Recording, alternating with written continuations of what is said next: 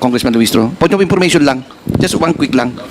Para kasi we're talking about the layman's po, no? Maraming nanonood sa ating mga Pilipino. Kasi mukhang medyo yung sabi na tumataas ang presyo ng kuryente. Transmission is only 10%. Ang generation na malaki, almost 50%. So when we say that, na tumataas ang presyo because of delay of transmission, eh mali naman yun. So, nanonood kasi mahirap, baka mga tao aasa. So, ang totoo niyan, generation ng 50% and transmission only 10%. Kahit tumaas sila, konti pa rin, it's minimal. No? So, generation, I just want to put it in context, Mr. Chairman, that is a misconception. Thank you very much, Honorable Presley De Jesus. If I may allow. The floor is still with Honorable Luistro. May I be allowed So, to, I don't think we're not here to negate each other. But these are questions and these are answers given by resource persons. Let's take it as this and let us discuss that in a committee level. Okay, but we're not here to. So we're not supposed to be arguing with each other. So it's clear that the answer is transmission definitely has an effect in the increase in the cost, regardless of the percentage. The argument is meron bang increase pag ang transmission? The answer is yes. The Honorable Jinky, you still have the floor. Thank you, Mr. Chair. To proceed, there are two important constitutional provisions which must be raised pertaining to public utilities. That includes the NGCP. One is the ownership, that the same must be 60% Filipino-owned and 40% may be allowed to be foreign-owned. May I ask the NGCP, did you comply with this constitutional provision? Yes, Your Honor. Thank you. And the second important constitutional provision, Mr. Chair, is that the executive and managerial officers should be Filipino citizens. NGCP, did you comply with this constitutional provision? Yes or no? Yes, Your Honor. Having said that, Mr. Chair, I wish to raise the information I gathered from the reports and various documents. First, based on the 2024 GIS of the NGCP, the chairman of the same is a certain Guang Chao, a Chinese national. Does the NGCP confirm this? Please reply.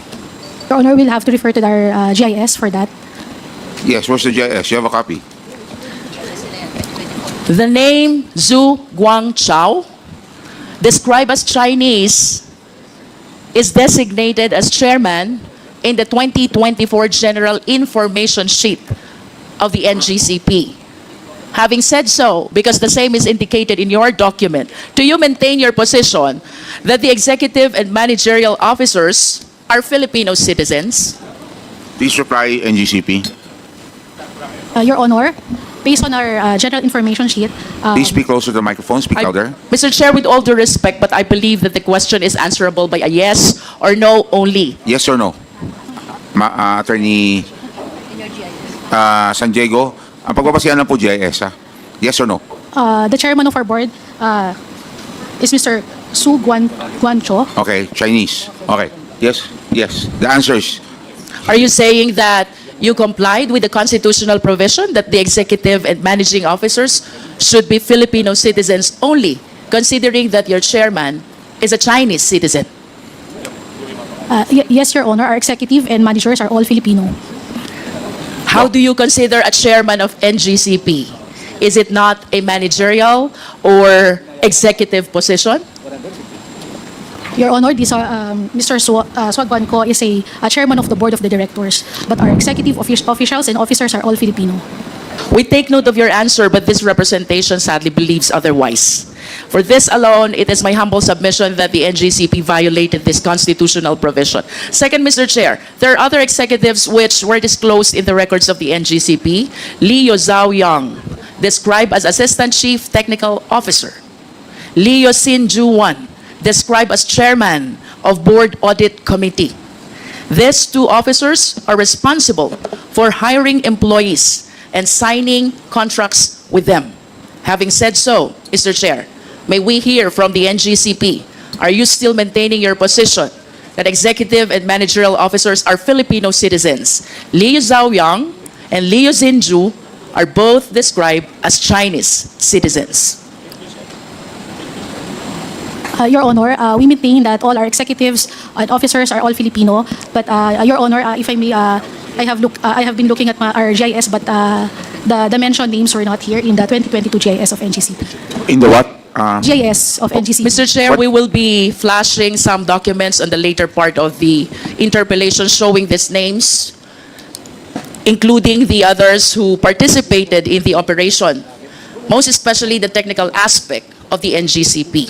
Another significant name that I came across with is Wen Bo, Chief Technical Officer.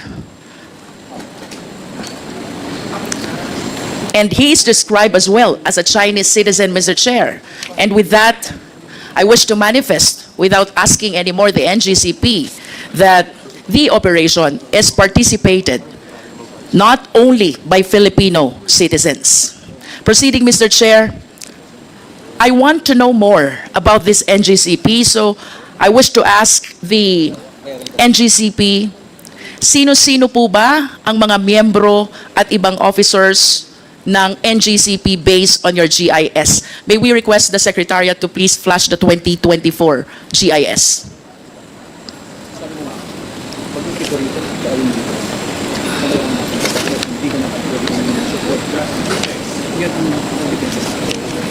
NGCP, please.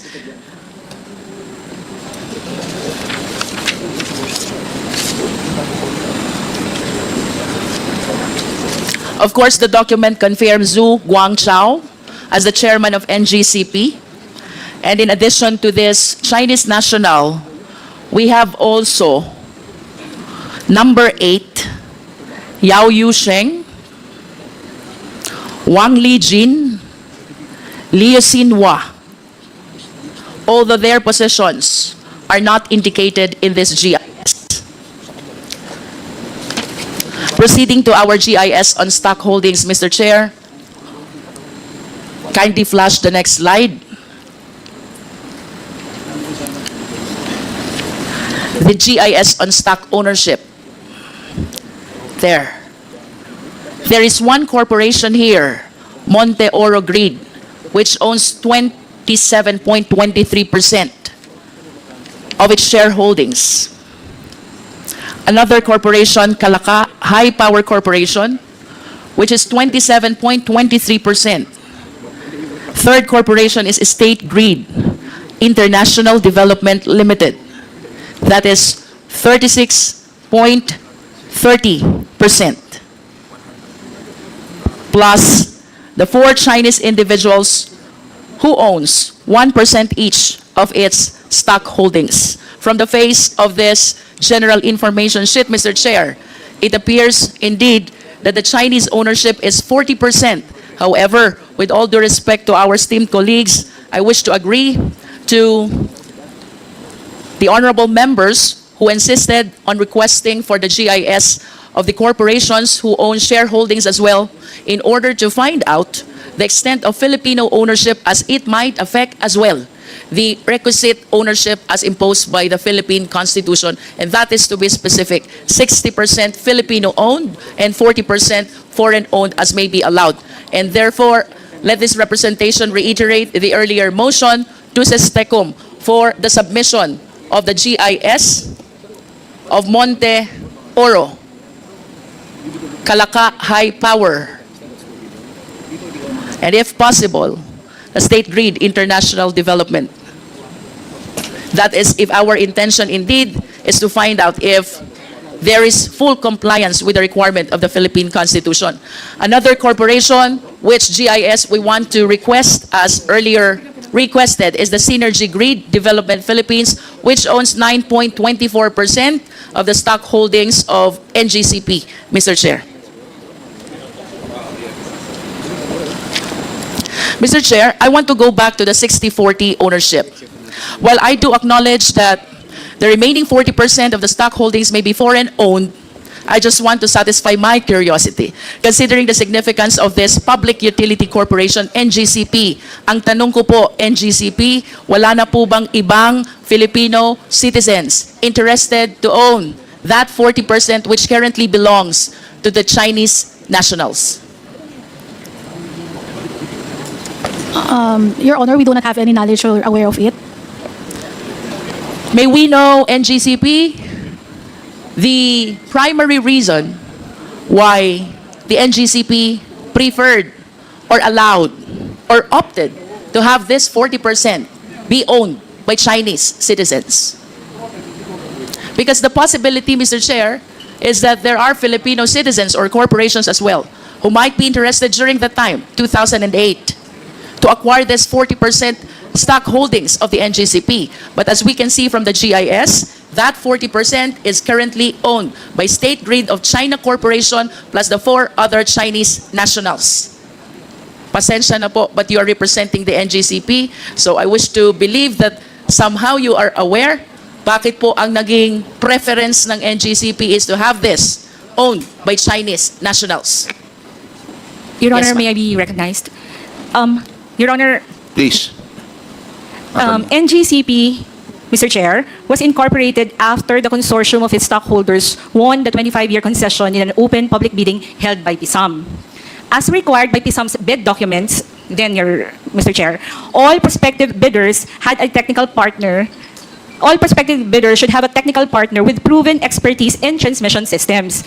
Since the National Transmission Corporation, Transco, was the only transmission expert in the Philippines at that time, the technical expert is necessarily foreign, Mr. Chair.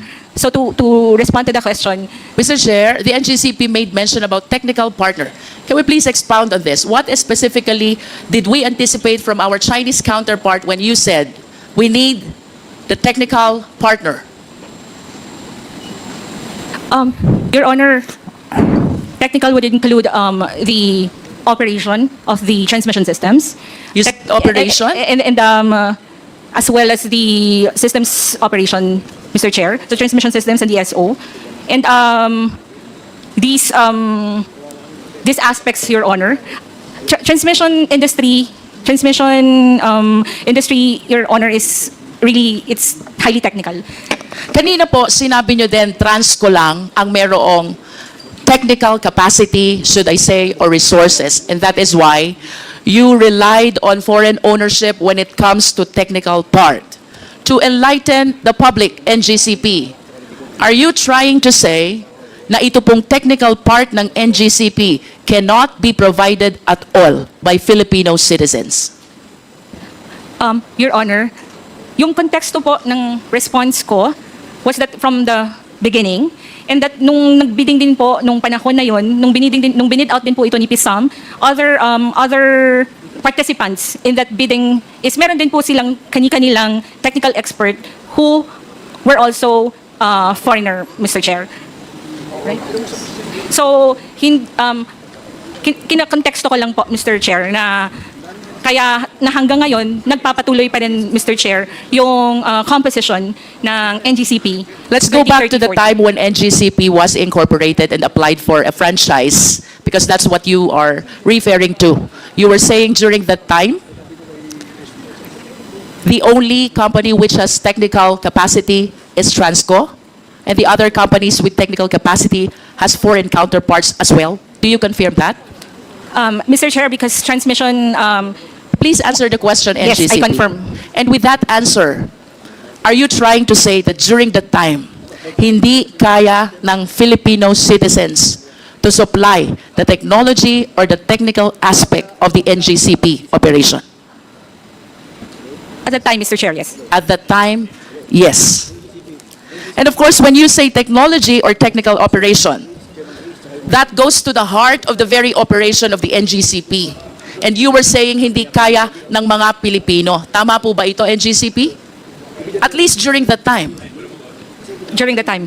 At kung hindi ito kaya ng Pilipino during that time, then it follows during that time, we were solely dependent on our Chinese counterpart who owns the 40%. Yes or no? Mr. Chair, can I give a context? Because the bid document, Mr. Chair, requires for a technical partner. Mr. Chair, I'm just following the answer of our resource persons.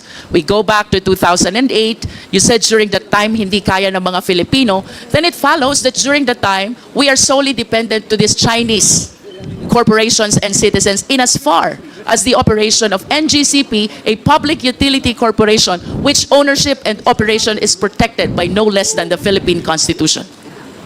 Mr. Chair, kung sinasabi nating Pilipino, meron yung mga pong employees ni Transco na after na-incorporate na si NGCP at si NGCP na po ang concessionaire, yung ito pong mga employees na technical ng Transco has been assumed. So, However, For- Mr. for Chair, purposes- even considering that they have Filipino employees, of course we understand that the citizenship of the corporation is determined by the extent of ownership of the owners. If the owners' majority are foreigner, then it is a foreign corporation.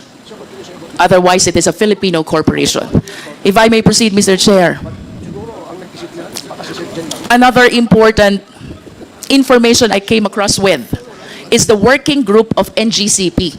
Ano po ba itong working group of NGCP? Mr. Chair, sorry, I missed like NGCP working group. Have you come across this? TWGs, Mr. Chair, but literally working group. I am aware of the technical working group of All each right. department. Please allow this representation to continue. Under the working group of NGCP, there are two important officers. One is Chairman Yuan Ming Jun. He is described as acting officer, acting chief technical officer. And another is alternate chairman Chan Chang Wei. These two play significant role in the evaluation of bids and in making recommendation for the award of contract. May I request the Secretariat to please flash the document of first, Aurora Polanco project. Next is EB Magalona Bacolod project. These are all transmission projects. And third is the document pertaining to the purchase of site of Cebu, Panay, Negros project.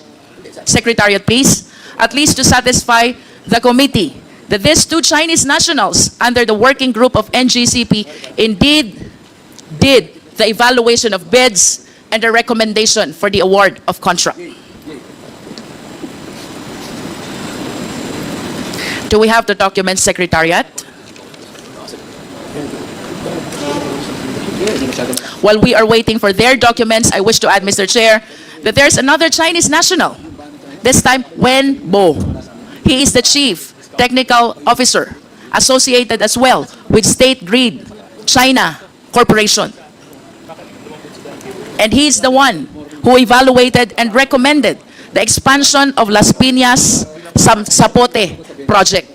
I hope the Secretariat can flash all these four documents to show to the committee that these Chinese nationals participated, or in fact, they were the one who evaluated the bids submitted and thereafter recommended the award of contract.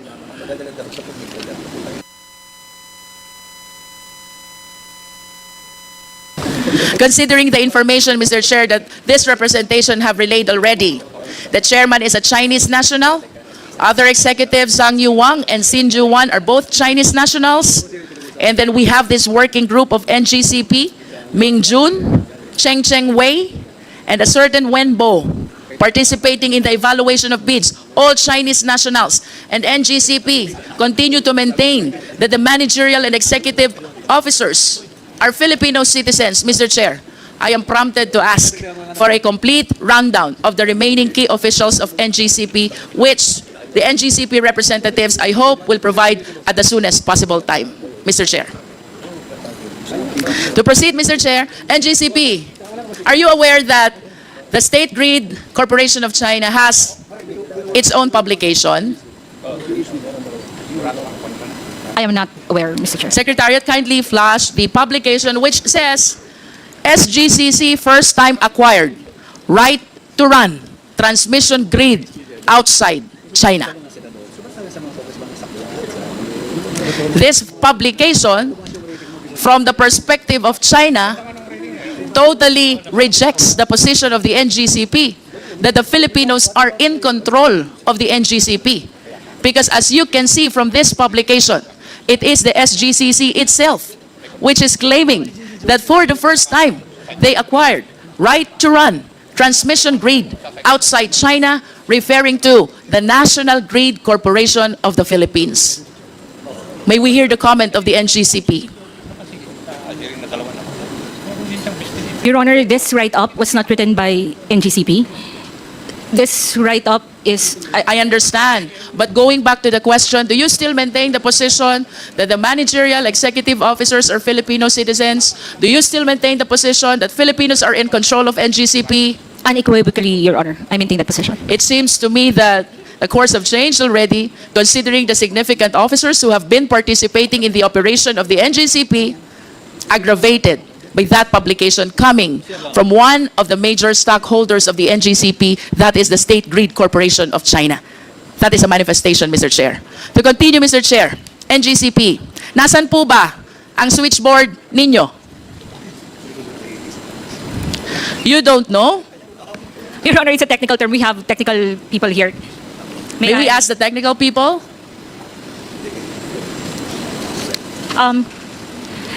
Your Honor, definition? May we have a clarification Yes, also for respect may term we switch- know, okay, so you're calling in the technical people to help out. Can we have their names and what position do they occupy in the organization? Sino po sila? Good afternoon. I'm Clark Agustin from the. Pakilakas lang po.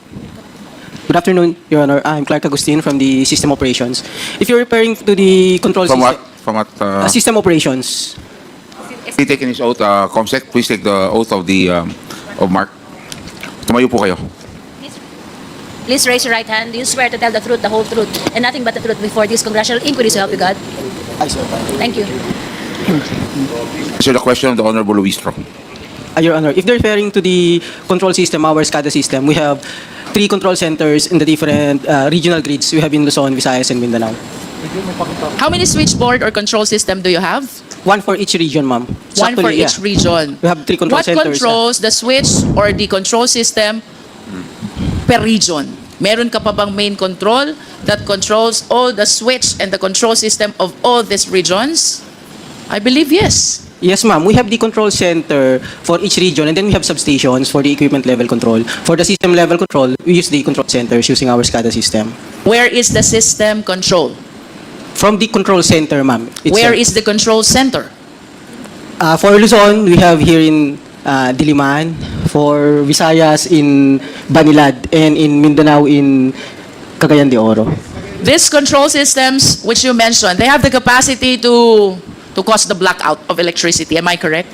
Not to cause a blackout, but to control our transmission assets. and If I want to turn substations. off the electricity, I just need to switch off the control system. Am I correct? 1 by 1 per equipment. You One can do by that. one. Yes, ma'am. We can control it remotely. So, kanina you mentioned about the main control. How many main controls do you have? We have a control center monitoring and controlling different equipment of the grid. How many main controls do you have? So we have a system, pag control po ma'am, not necessarily, as I get from your question, isang button, wala po siyang ganun. So kasi different parts po ng grid, different assets, different control. So if you want to operate a certain circuit breaker, kailangan mong operate that specific breaker. But at A specific least feeder, yeah. if I turn off one of those, did you say assets Yeah. of that control system, then the electricity will not work anymore. If I turn off one of the several assets of the main control system, the electricity will not work anymore. If you intentionally isolate a specific area, that specific area will not have electricity, will not have supply of power. For that specific area, associate to that equipment. To simplify, Mr. Chair, that main control that you are talking about is responsible to make the electricity available or otherwise. Yes, ma'am. Okay. So, you said that you have main control in Luzon, in Visayas, and Mindanao. My next question is, what is this operational computer in Nanjing? I'm not aware of that, ma'am. Operational? Operational computer in Nanjing. Nanjing, China, I believe. I'm not aware of that, ma'am. Well, based on reports, there is such a thing as operational computer in Nanjing, which is connected to the server in the Philippines that can control the availability of electricity in the country. Can you comment on this? I'm not aware of that. Is Control, it yeah. possible that this information is exclusive to the Chinese counterparts and not shared to the Filipino counterparts? Based on our configurations of our control center, this cannot be controlled remotely through overseas, not even here, yes, here in What is your basis for saying that it cannot be controlled remotely? Are you that expert? Based on my experience and my knowledge, our SCADA system is actually isolated, ma'am. It's not connected in the internet, so you cannot easily control it remotely. Without Based on the design and the architecture. I understand. With all due respect, but considering that our IT infrastructure, tama ba, is provided by the Chinese counterpart, or should I say, a Chinese corporation, I humbly submit that no matter how knowledgeable Filipino citizens are, the one who created the system no more and no better than the one operating the same. As a general statement, do you agree? No, ma'am. Ibig sabihin mo, you're the one using the system of China. Mas marami kang alam kesa nag-create ng system? No, ma'am. As I've said, This is a general statement, NGCP. It is not my intention to undermine the technical know-how of people from the NGCP, but logically speaking, ang sabi, the creature cannot become higher than its creator. I believe that the one who created knows more and knows better about the system than the one using the system. Do you agree? I disagree, ma'am. Say for example, bawa, meron akong laptop, computer. It's made in the US or in China. That does not mean the manufacturer can remotely use my device. Kung analogy po, ma'am, ang pinag-uusapan. No, I'm talking about the system as a whole, and considering its use, the use of the system, considering that they were the ones who created it, it is my humble submission that no matter how expert we are, the one who created knows better about the system. That is a manifestation. We respect your position. To continue, Mr. Chair. Mr. Chair. Mr. Chairman.